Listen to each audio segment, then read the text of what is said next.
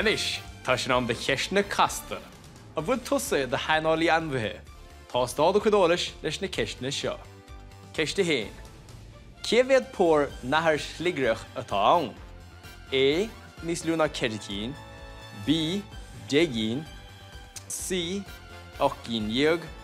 Nó D. Níos mó ná 24. Ceann dachar.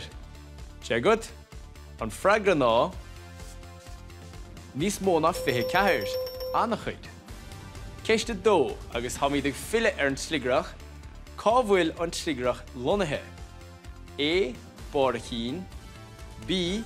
Bára eiribal. C. Ar an danga. Nó D. Sa bholog. Cad a cheapanta? An freagra ná B. Ar an eiribal. Ní raibh an ceann san ráilg. Agus na ceist dhearnach. Ceach ó fada is a thógann sé ar uamhlasaráin teacht amach. A. De lá. B. Trucha lá. C. 60 lá.